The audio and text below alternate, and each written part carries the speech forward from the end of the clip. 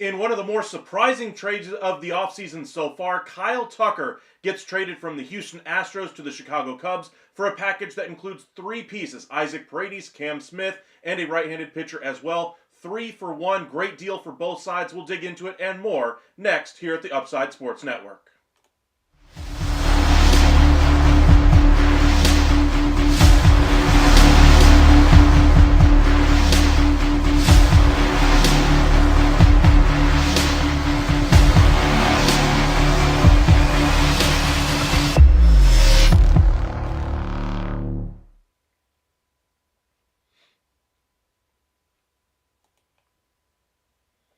Now, if you guys had been paying attention since the winter meetings, we all knew that Dana Brown was at least open for business with the majority of his roster. Kyle Tucker being on that roster for one more year looked like the more valuable piece that they could get, somebody could trade pieces for. And right after Juan Soto signed, it became clear that there was a couple of teams above all the rest that were a little bit more desperate than others to get him in there. Those being the Chicago Cubs and the New York Yankees. Cubs seemed to line up a little bit better. The initial offer sounded like it was going to be Isaac Paredes, Seiyu Suzuki, and possibly a Cam Smith and maybe another piece going back the other way. Sounds like the Astros decided we don't want to take back the money of Seiyu Suzuki here and said, you go ahead and hold on to him.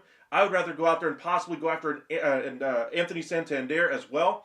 That's one thing I would keep my eyes peeled for next from the Houston Astros. But for the Yankees, they miss on another top target here. Juan Soto goes to the New York Mets, a guy that could easily have filled his shoes or at least come close to it on the hitting side of things, ultimately goes to the Chicago Cubs. Now, is all lost for the New York Yankees? By no means. They still have done a great job this offseason so far, bringing in Max Fried, bringing in Devin Williams in a trade earlier this morning. They've done a nice job retooling that bullpen a little bit there, bringing back Jonathan Loaiziga as well. In the trade that they sent away this morning, they sent away Nestor Cortez, a minor league prospect in Caleb Durbin, and some cash. Good deal for the Brewers, good deal for the Yankees because they got Devin Williams. All is not lost because Kyle Tucker ultimately goes to the Cubs. Now, what are the Cubs getting? They're getting a star-level player who has to stay healthy and has to be able to perform in the postseason. That's been the one issue for Kyle Tucker so far, is that as good as he has not been that guy in the postseason. That guy usually falls to one of his teammates, Jose Abreu, a Yordan Alvarez, a Alex Bregman. One of those guys usually is the one that pulls it through for the Houston Astros. He's going to be asked to come through quite a bit there because he is going to be the face of that Chicago Cubs lineup. Cody Bellinger is still there. The impact for him, it sounds like the New York Yankees are the leader for him in the clubhouse because they're having to hold on to Suzuki and couldn't offload him to the Houston Astros in that deal. They need to offload a little bit of salary here because they want to add another starter, and then they're still wanting to add some more pieces to that lineup. Now, understandably, Bellinger's a good piece for them. Tucker's a better one. That's why they went out there and got the deal done. Would I have done this trade? No. I think the clear winner in this trade absolutely is the Houston Astros. One, they are getting longer-term deals. They're getting a couple of good prospects back as well, but primarily they're getting Isaac Paredes back as well. That was the guy they were really targeting at the trade deadline. They finished in second. It was the runner-up anyway to the Chicago Cubs, trading for him at the deadline. And ultimately, they get him and some additional prospects back without worsening their farm system as well. Now, this is a team that's going through a little bit of a transition. They have to decide what pieces are important to them, who they're going to sign long term, how long of a term are they willing to do. Jim Crane and company down there in Houston have not been comfortable going past 5 or 6 years, and they don't like paying top market value. Tucker's going to command that when he gets to free agency. Framber Valdez is the one piece left on that roster who might be able to sign for a long-term deal, say a 5-year, $35 million average annual value contract. That's something I would keep my eyes peeled for, is if they can negotiate a long-term deal with Valdez. If they are unable to, he might be the next one out of town. But it looks like Bregman is on his way out. Now that the Yankees have missed on Kyle Tucker as far as an offensive addition here, I would look for them to move quickly on Cody Bellinger. I think that would be a great fit for them and give them some versatility with the other targets that they have in free agency, whether that be going after a Christian Walker, an Alex Bregman, Teoscar Hernandez. By getting Bellinger, they can go a number of different directions there because they can put him at first or in center field. I think either place he'd be a lot better than what they currently have, both in the lineup and defensively, so we'll see which direction the Yankees choose to go. But I think that's the next domino to fall. For the Cubs, I think the next domino for them is trading Bellinger, and then once Bellinger's off that roster, I think then we're going to see them add another piece to that rotation. Keep your eyes peeled on Walker Buehler being a possibility for them. A lot of news right now around Major League Baseball, a lot of rumors being tossed around. The relief market is finally starting to get moving. We saw the trade of Devin Williams this morning. I would expect that logjam to start to clear up over the next 2 or 3 days. Do not be surprised if almost all of those top relief options are off the board before Monday. Make sure you guys hit that like and subscribe if you're new here. We really do appreciate it. We've gained close to 30 of you guys in just the last 2 days alone. So we really appreciate the growth this channel has had. So we, thank you very much. And if you wouldn't mind, if you're new here, hit that like on the video and subscribe. It really does help us out. You guys have no idea how much it actually helps keep this channel going. So, thank you guys for those of you who have already subscribed and liked the video. All right, Willard, Astros starting to lose next couple of years, then maybe Astros can go to the playoffs. Who knows anymore? I don't think the Astros are going to bottom out. I think this trade is a good sign for Astros fans because they're capitalizing on the value of a Kyle Tucker. Remember in our earlier video, if you guys want to check that one out, we kind of discussed the value of what Kyle Tucker brings. His value right now is around 31-ish million according to baseball trade values because he's got 1 year left on his deal. They're getting roughly 50 to 60 million back in total value from the Chicago Cubs. Love the deal overall. We'll go into what the value is that they're actually getting down to the penny, but for me, this is a great deal for Houston. They're the clear winner in this trade. Plus, they're not having to take on the money of Suzuki, and they can use the money that they would have had to have given to Suzuki if he was a part of that trade. They can now give that to Anthony Santander, a much better player, and they're going to have a much better team going forward just into 2025, and they'll be set up for success in 26 and 27 as well because of the trade they made today. Love the deal for Houston. Now, on the Chicago side of things, this was all about getting a star into that lineup. This was all about consolidating some of their talent. And they really needed somebody to really come in with the cachet that Tucker brings with him, that they could kind of give their kind of center their team around, build their team around going forward. Now that's a big risk because he's got 1 year left on his deal. Randy, just like you mentioned there, he could sign for $300 to $400 million in free agency next year. Are the Cubs going to be the high bidder? They could be, but the Mets are going to be there. Blue Jays are going to have money to spend. Phillies are going to have some money. The Yankees are going to have some interest, and of course the San Francisco Giants, I would expect, might be the high bidder there as well. You never can rule out the Dodgers. So, it's going to be a hefty market for him. Tucker's going to do very well in free agency. I think he's going to get in the high 300 million range, probably over 350, maybe 375. I think it's kind of a fait accompli at this point that he's going to get a massive deal in free agency, and he's going to go to the top bidder. Jonathan, Kyle Tucker is an awesome player, but to the Cubs, don't think this is a gamble. Giving up prospects for a player who could potentially walk in free agency at this club wasn't his choice. Absolutely. That's the risk the Cubs are taking here. And that's why I wasn't necessarily a fan of it from either of those two clubs. If you're giving up, say, equal value, say $30-ish million, I'd be more willing to discuss, it being an idea that you should go out there and try to do. But when Kyle Tucker was that adamant that he wants to go into free agency, he's not signing an extension, he has zero interest in negotiating one, it makes it a little bit harder for me to say that the Cubs are winning this trade, especially when you consider the talent that's going out from the Cubs here and how much money they're going to have to spend on Suzuki as well. They weren't able to offload him in this deal. While I think he would have been a good piece for the Houston Astros, I think the better option for them was to get the two young pieces that they got in Smith and Wazinski and then try to go out there and spend on Santander. But overall, love the trade for Houston. They are the clear winner. I give them an A++ and then some for being able to move Kyle Tucker for the return they got. Maybe they could have gotten a better prospect or two out of it, if they really waited another month. but I think the iron was white hot right now, and they struck when their opportunity was there. Plus, they have more priorities this offseason. They're still looking to add a first baseman, still looking to see what they can do with Valdez. They have to come up with some long-term solutions there in that rotation and in that infield. Now with Paredes in-house, they have that option there. Really enjoy the deal there for Houston. Joshua, welcome in. Wazinski, MLB ready, but average. Paredes hitting doesn't fit in Wrigley, and Cam Smith has less than 30 professional games, but projects to be a stud in a few years. Exactly. Tucker has 1 year left on his deal. You're giving up the entire future of Cam Smith. You're getting a pitcher that can be used at the major league level in Wazinski. And then Paredes, I think, is a plug-and-play option for Bregman, to where you're going to feel something as far as losing Bregman, absolutely.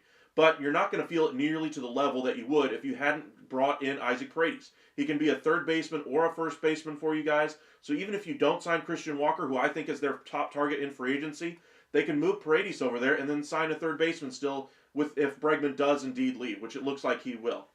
Welcome in, Views. Appreciate you joining us once again. Glad the Yankees didn't trade for him because Heel would have been gone and they need all the solid starting pitchers they can get. I would agree there. Primarily the reason why I agree is because the Yankees should be able to get him in free agency next year if they're the top bidder. There's no reason to believe that they couldn't get him in free agency, at least right now.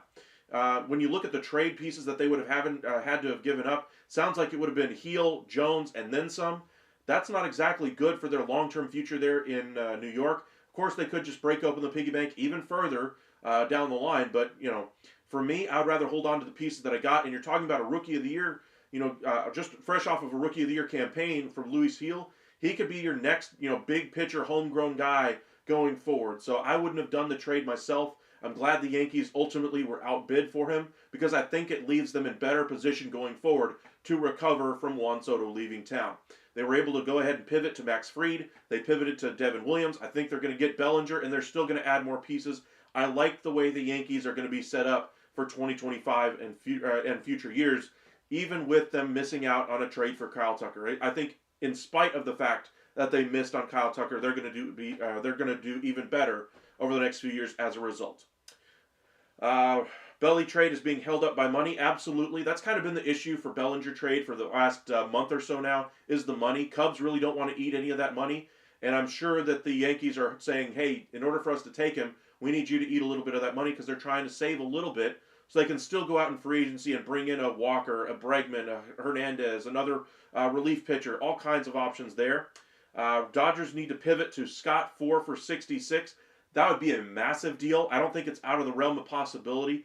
4 years, I think, is about right in what the market is commanding for Tanner Scott. But I'm expecting somewhere north of $50 million. 66 does seem at the upper end of what he could get in free agency, but it's not out of the realm of possibility. I think that's a great chance there for the Dodgers to pivot from Devin Williams.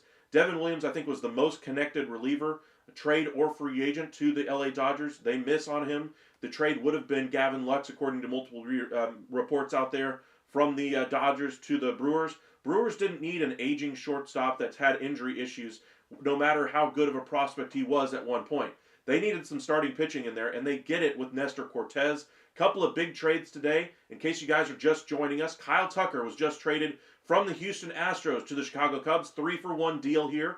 Paredes, Smith, and Wazinski, Wozneski, I guess is how you pronounce the name, ultimately go to the Houston Astros, rebuilding their farm system, giving them a couple of pieces there at the major league level to help fill the hole of Alex Bregman. Also saves them a little bit of money to where they might even be able to go after a guy like Anthony Santander to replace Kyle Tucker in free agency. There isn't a huge market out there for Santander right now. It seems like the Yankees don't prefer him. Orioles have already filled the spot there with O'Neill. Maybe the Blue Jays, because nobody's taken the Blue Jays' money yet. Maybe the Red Sox. But Houston, after trading Tucker, could be a fit now for Anthony Santander. Keep your eyes peeled on that one. As far as the other trade we saw, was the Devin Williams trade to the New York Yankees in exchange for Nestor Cortez, Caleb Durbin, and some money. Good deals, great deals today. We're finally seeing some movement after the winter meetings. And it's, 2:45 right now Central Time. Hopefully we get a couple more deals before the end of the day. Let us know in the comments section what you guys think of the trades. What do you guys give the Cubs for this trade? For me, I'm going to go ahead and give them a B-. The reason being is because they're giving up so much in terms of overall value. They are getting the best player in this deal, which is why it's still a B- for me. The question for them, long term, is are they able to re-sign Kyle Tucker? If they are able to, this probably goes or gets bumped up to an A minus. But for right now, to lose Paredes, to lose Smith, and another pitcher, that's a tough pill to swallow for me for one season of Kyle Tucker. Understandably, he's a great player, but it's a 162 game player. He's not exactly a postseason performer, and your roster was screaming for somebody like this in there. They had to overpay for a Kyle Tucker, so I get the reason why they did it, but for me, it's still a B minus. For the Astros, A++, absolutely love the deal for them. 1 year of Kyle Tucker. They have now pivoted and turned that into a future with Paredes, a future with Wisniewski, and a future with Cam Smith. Say if Pena doesn't turn out at shortstop, say his numbers continue to go down.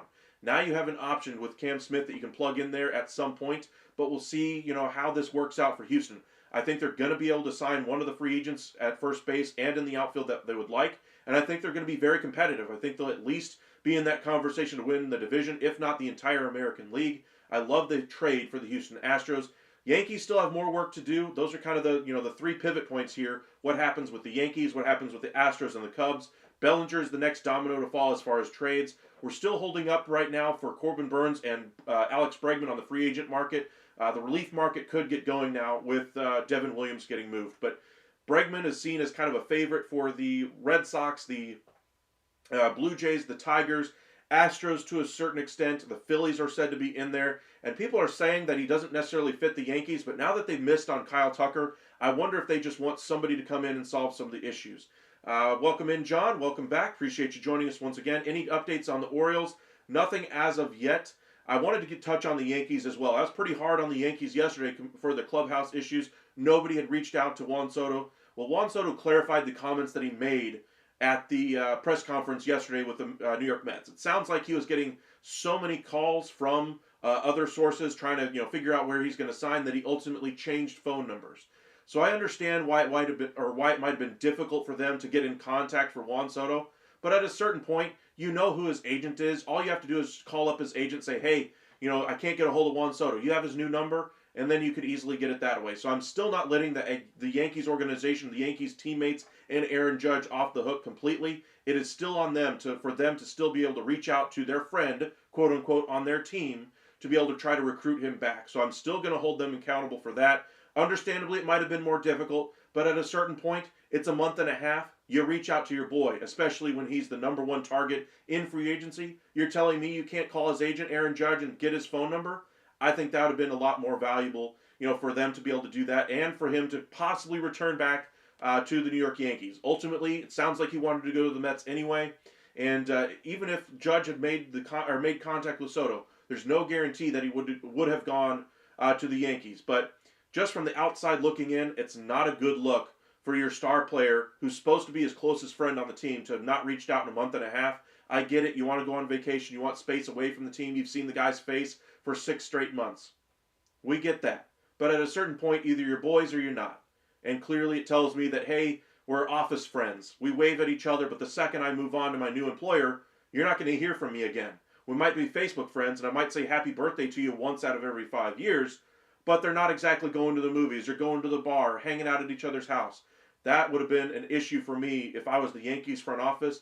I would have tried to instill a little bit more of that urgency for the team to try to connect to Juan Soto more in free agency. And I'm sure the front office said, hey, don't talk about the contract. But at a certain point, you still have to be boys with the guy. You still have to show him that you want him on your team. You still have to show him that he's needed in that clubhouse, that you want him there, not just for his bat in October, but to be there for the 162 games. And the Mets did that. The Yankees had an off-field issue with his mother. The Mets have went out of their way to give him a suite. And that's kind of the difference in the two organizations right now. Yankees have to clean that up a little bit. Not saying it's difficult for them to do, but it is something that needs to be addressed. Aaron Judge needs to go out there in front of reporters when they get to spring training, maybe even earlier if he's confronted by a reporter on the streets, and just say, hey, my bad, I should have made a stronger effort to reach out to the guy, even if he did change his number. That's all it needs to be said, and that should be the end of it. Yes, they missed an opportunity here, but it's not like it's the end of the world for the Yankees. You see how they've already pivoted. They bring in Max Fried. Yes, he got a great offer from the Rangers, 7 for $190. I think there was another team in there at 7 for $190 as well. I want to say it was the Red Sox or Blue Jays, one of those two teams. But that contract forced the Yankees to go to 8 years. That contract offer for Fried, and he wanted to go to the Yankees. So it's not like the clubhouse issue kept them from getting freed. Now they bring in Devin Williams, who's going to help them out in the ninth inning. He had a really gut-wrenching home run that he gave up in the postseason this past season, but he's still a great reliever, probably the highest ceiling of all the people or of all the relievers that could have been on the market right now. And the Yankees got a good one there with Devin Williams, and they're not done. They're still in the market for Bellinger. They're still in the market for Walker. I'd imagine they're still in there for Hernandez. I wonder with the miss on Tucker if this opens up a possibility for Bregman a little bit more than there might have already been. Welcome in, Alfredo. Welcome in, welcome in. Astros win this deal too. Paredes is a 30 home run, 85 RBI guy, and under control. He can play second, first, or third base. He's a very good multi-positional player. Astros really wanted to get him in there last year as their first baseman. He's insurance in case Bregman goes elsewhere, which I do think is absolutely going to happen at this point. So mark it down. Bregman is going to sign somewhere else. The one team I keep wondering about is the Detroit Tigers for Alex Bregman, because A.J. Hinch is there. Nobody really counted or has seen, what they're really looking at in free agency right now. They brought in Alex Cobb, but how much money are they really willing to go out there and spend on a Bregman? If they're still in there at the numbers that I'm sure are being thrown around for Bregman right now, one has to consider them a real threat to sign him, and the familiarity there with Hinch can only help their candidacy. So, I wonder if he's waiting for the Castillo-Bohm trade. If we get that one from the Philadelphia Phillies and Seattle Mariners, then that opens up another market to help get that bidding even higher. But it seems like the free agent market is held up by both Bregman and Burns. John, I would love for the Orioles to sign Burns and trade for Cease. One can dream, right? Well, I think they absolutely have to sign Burns. We've gone into that quite a bit now.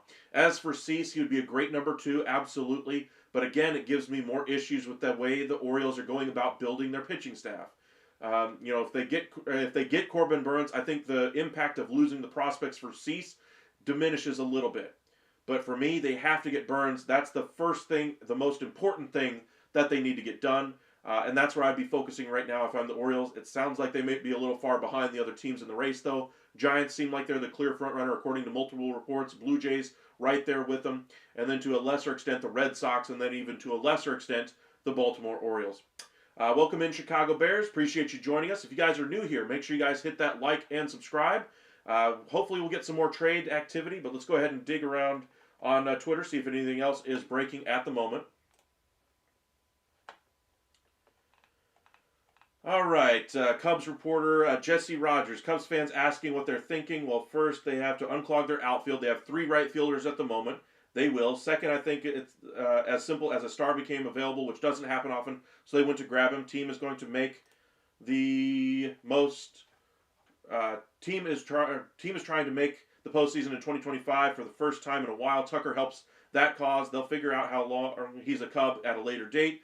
Good chance he goes to free agency. Most do, especially after being traded from original team. A whole new world out there when that happens. Sure, he could fall in love with the team, city, etc. Probably gives the Cubs a leg up later. But there's a good chance that good left-handed hitting Gold Glove outfielders might be asking a lot more since last Sunday. Bottom line, the Cubs have 2025 in mind and figure out the rest later. This is kind of what I was talking about with the Cubs, the Yankees, putting a little bit more emphasis on 2025. Rebounding for the Yankees anyway from the Juan Soto loss, trying to get back to a World Series. For the Cubs, this was about them adding a star, and that's exactly what they did. Now they're going to figure out what to do with Suzuki. They're going to figure out what to do with Bellinger. That's where things are at right now. So this coming from Jesse Rogers, I like his analysis here, but I do think that there's going to be more from Chicago. Whether they trade Suzuki, whether they trade Bellinger, one of those, if not both of those guys, could be gone. I think Bellinger is probably the easiest to move right now. The money seems to be the issue, and the Yankees seem to be the leader in the clubhouse for him. What are the Cubs going to do at third base now? Well, they kind of had a hodgepodge before Paredes. I think they'll go back to that strategy, at least at this point, unless they can find a long-term answer there. Maybe they look at the Minnesota Twins and say, hey, eat a little bit of money on that Carlos Correa deal, and we'll bring in Carlos Correa. And now you have 2 impact pieces, star-quality players in that lineup to go forward with. I wouldn't rule that one out as a possibility right now if they can offload the money of Suzuki. Maybe the Twins don't have to retain any of the money on Suzuki or on Correa if they take Suzuki. That could be a trade I could see happening as well. Haven't heard that type of a trade being connected with the Cubs yet, but I wouldn't rule it out because I think you'd be a great fit there for them at third base. David, the Mets don't have a high profile of fans that the Yankees do. Those suites are probably more valuable than to the Yankees than the Mets. Absolutely, no argument there. I would say Yankees games are probably more expensive than Mets games, but the Mets are an up and coming team. They were just in the NLCS. Yankees were just in the World Series.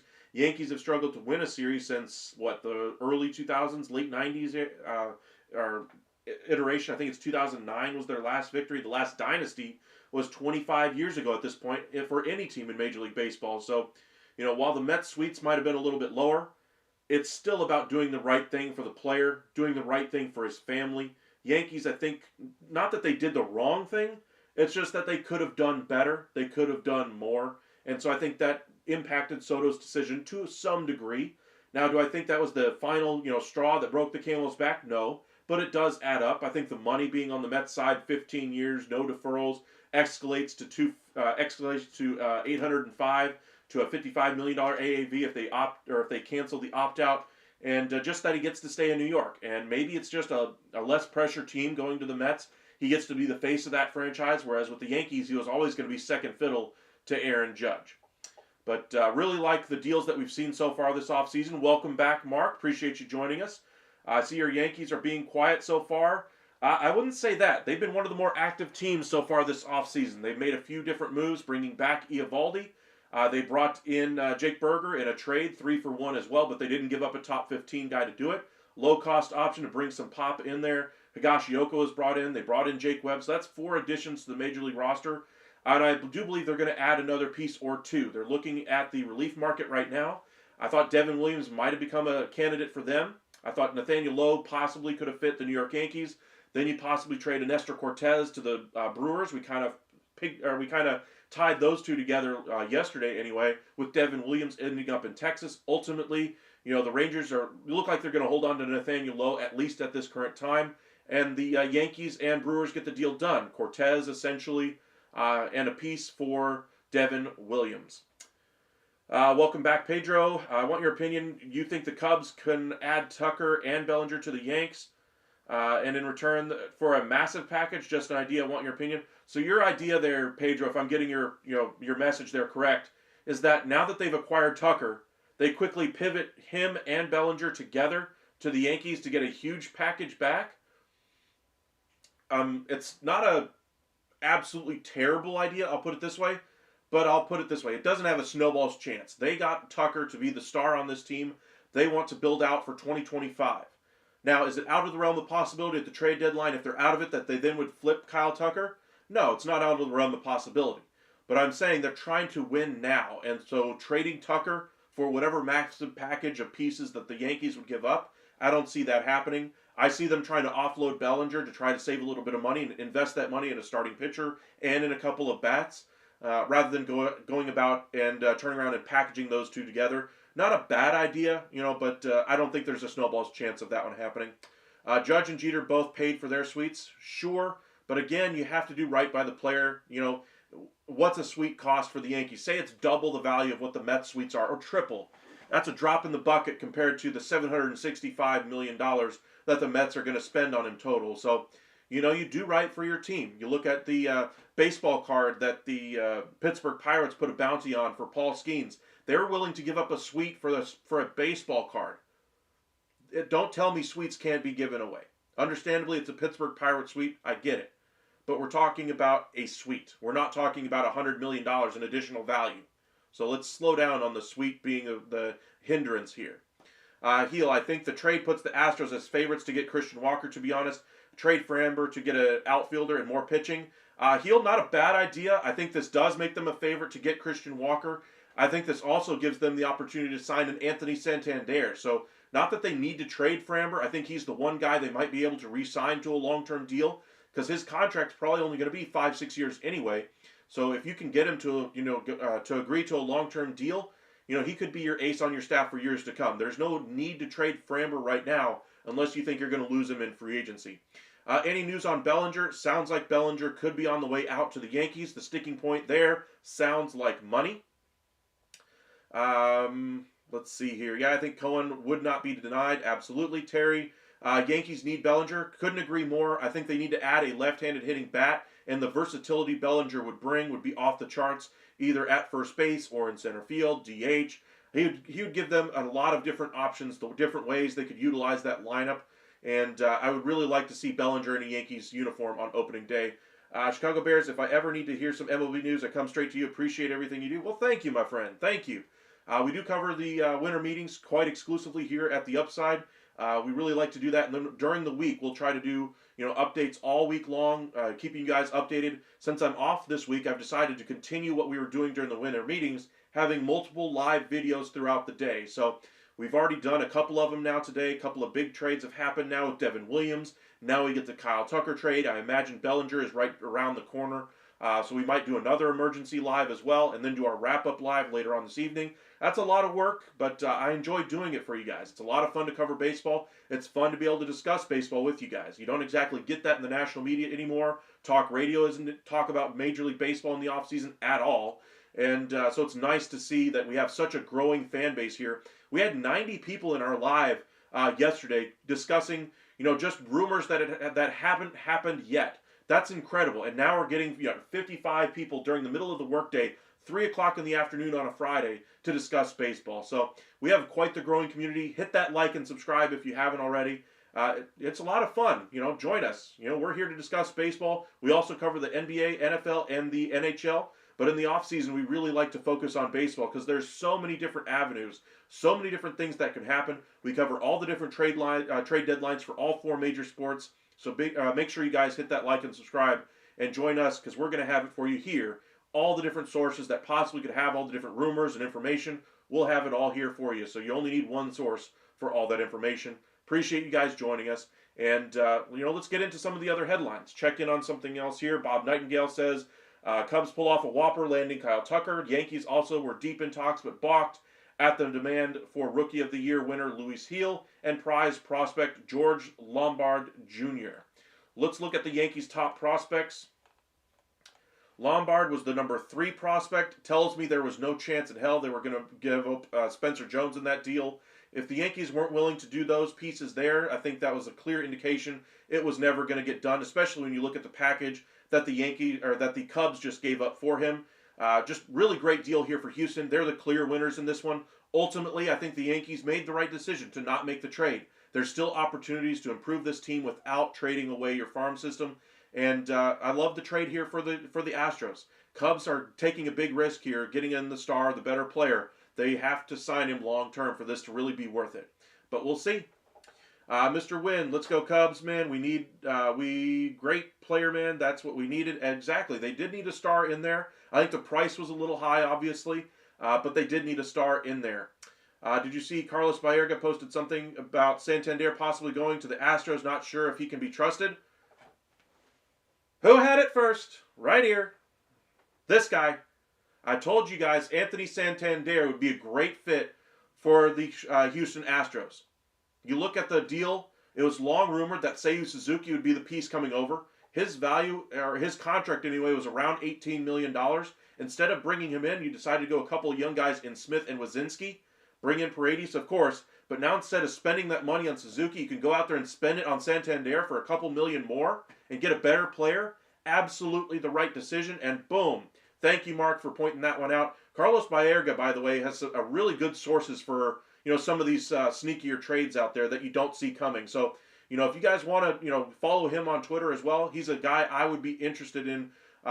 If you guys are looking for some deals that might be coming out of nowhere, he has those deals. He has done that a couple of years now in a row where he gets, the details on a trade possibility before it even happens that nobody else in the national media is paying attention to. And then an hour or two after he posts something, that's the trade right there. So, he's a good source for some of those out-of-nowhere trades. So kind of use him in that light. So, we'll see where the Astros go. They're going to need a first baseman now. Maybe they bring somebody that plays third base in. Maybe they re-sign Bregman and then they flip Paredes over. I think that's out of the question, but maybe, just maybe, who knows.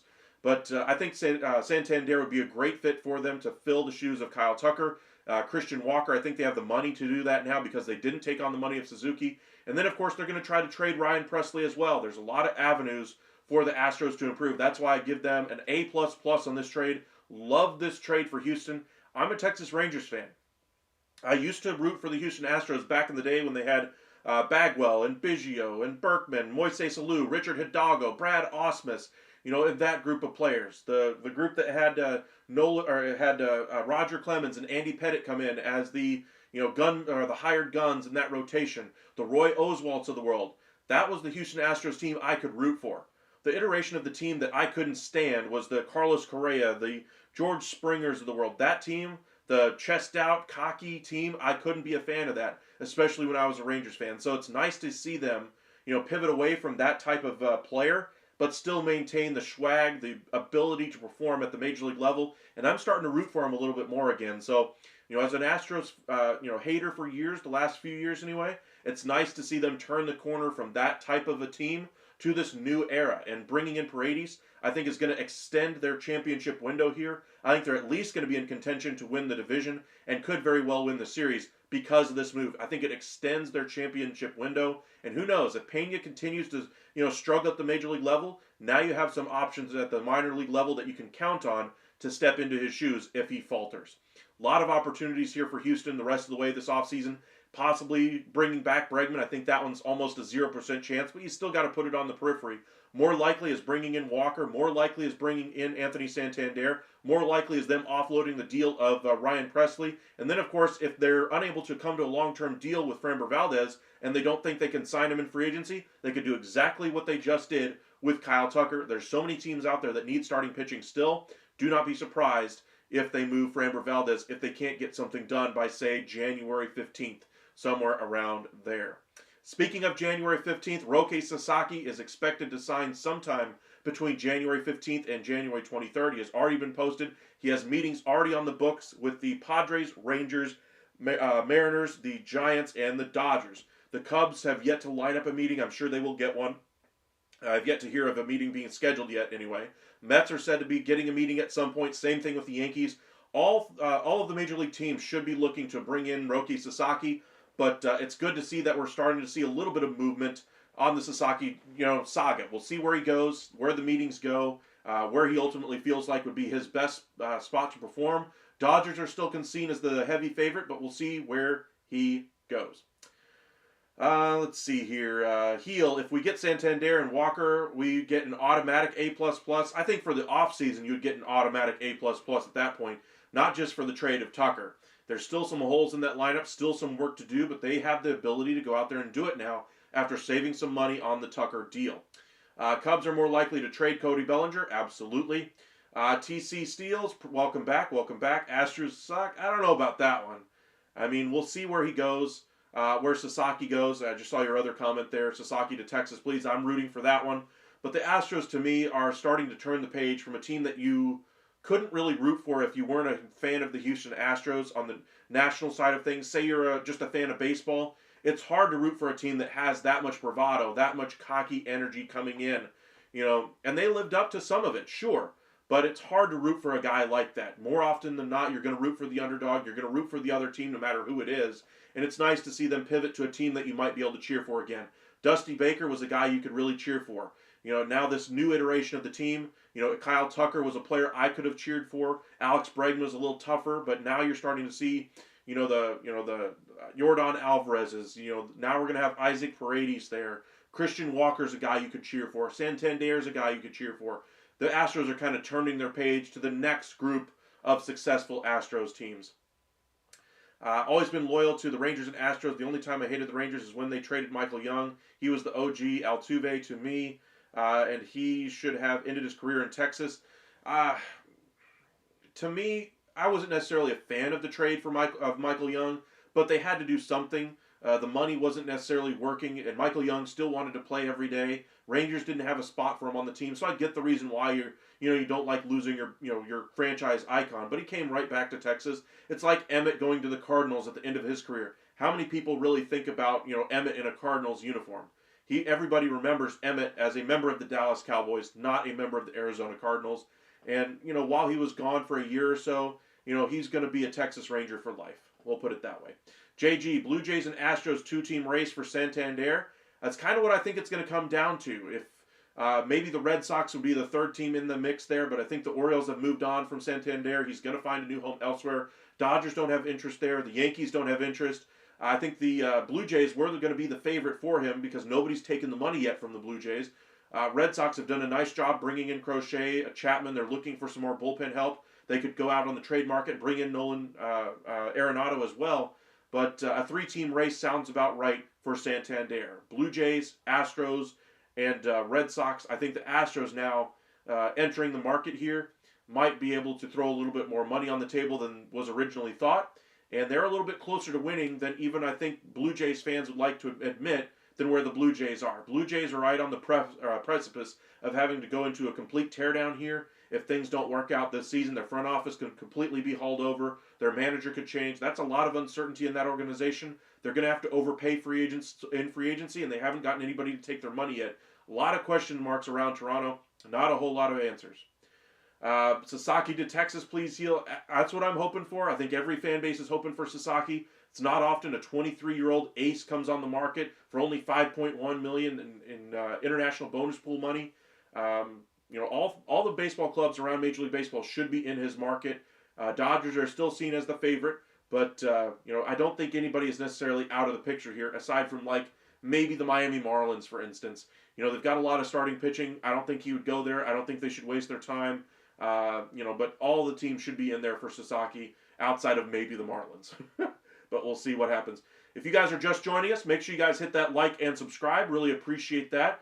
We had a couple of big trades today. We'll mention the first one with Devin Williams going to the Milwaukee Brewers, or going from the Milwaukee Brewers to the New York Yankees in exchange for a package that includes Nestor Cortez, Caleb Durbin, the minor league player of the year for the Yankees, and a little bit of cash as well.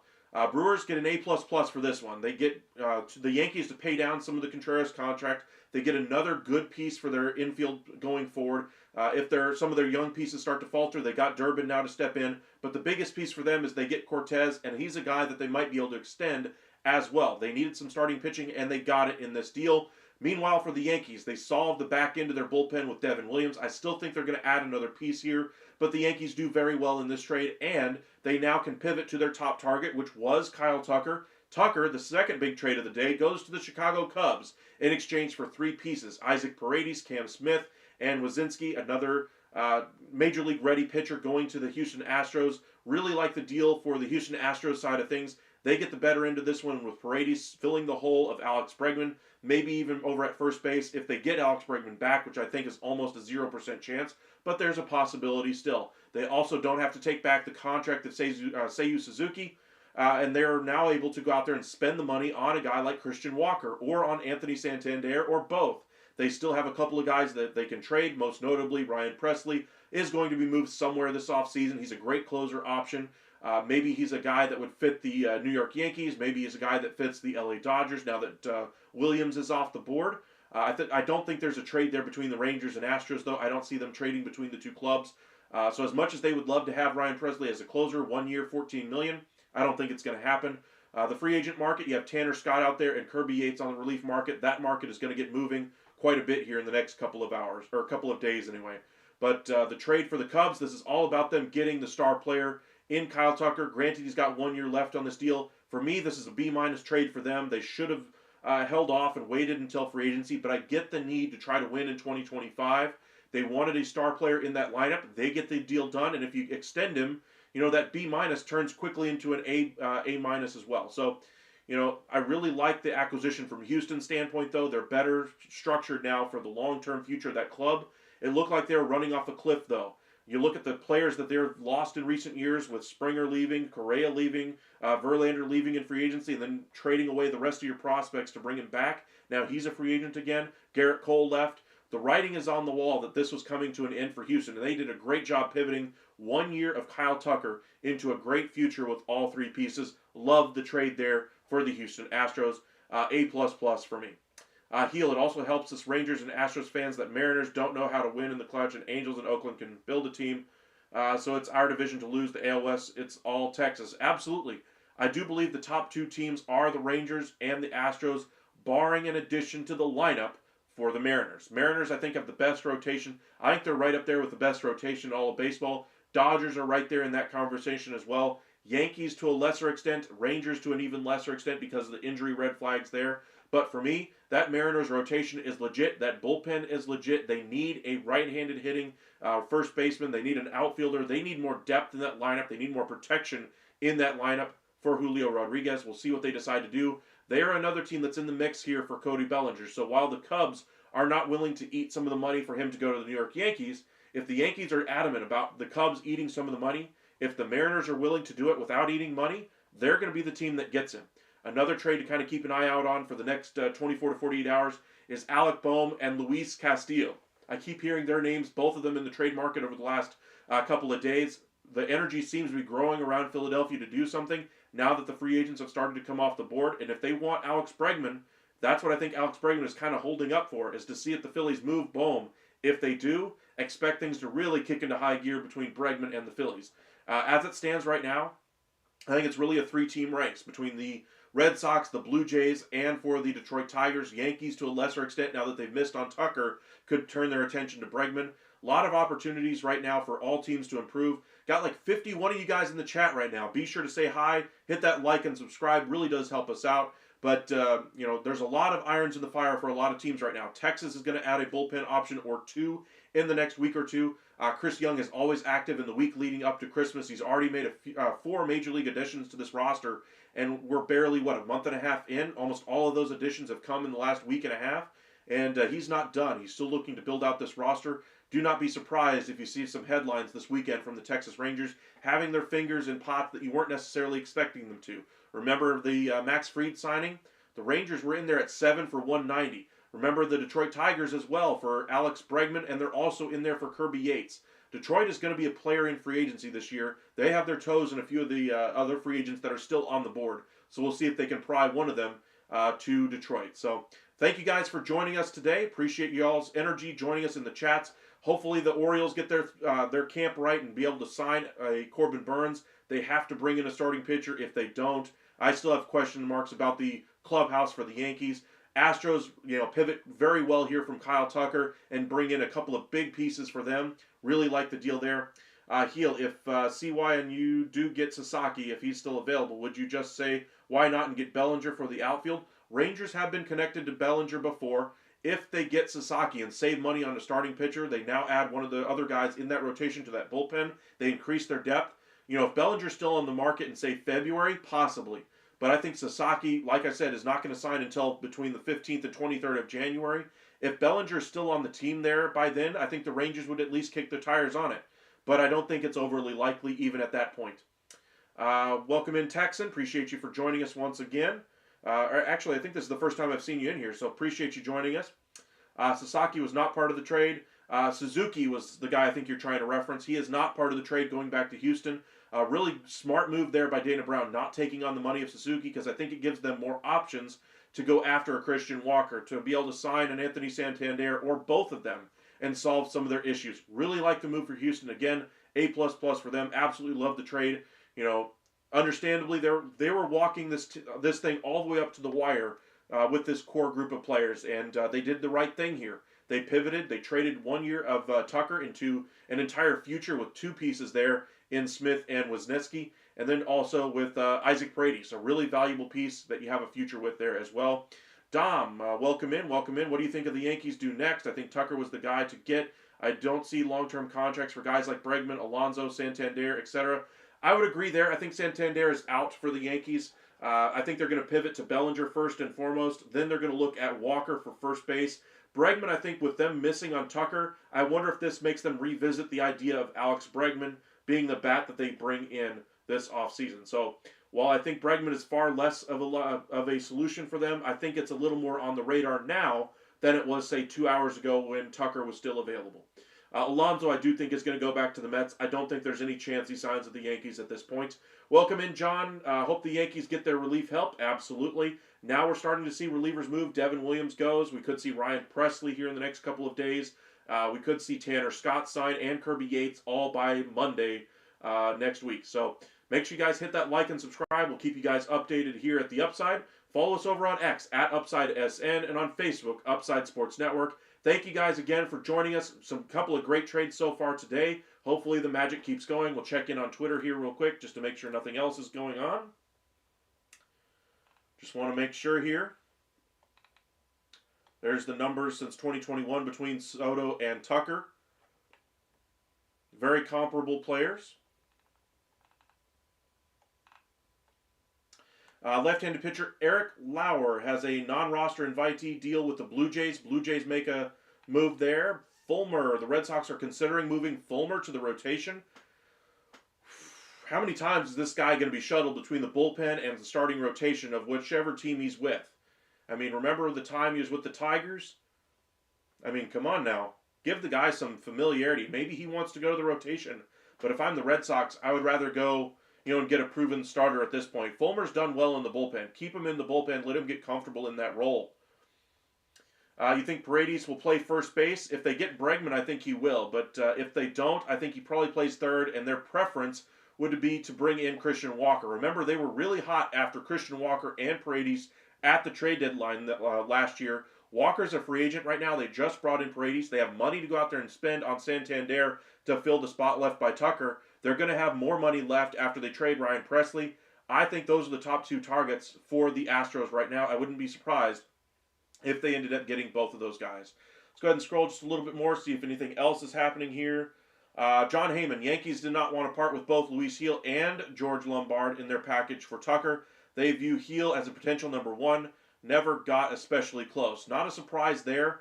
I think Gil, was going to be a great piece in that trade, obviously. But I don't think they're willing to add additional pieces to it. I think that's what it would have required in order to get the deal done. And so the Cubs had the better offer for them. Nothing new with Burns. Nothing yet. We're still waiting for that to happen. Ryan Divish. Mariners don't necessarily want to trade Luis Castillo, and they don't have to trade Luis Castillo. But an opportunity might present itself where they can't pass up trading Luis Castillo. I like that comment there by Divish because they have some really great young options in that rotation.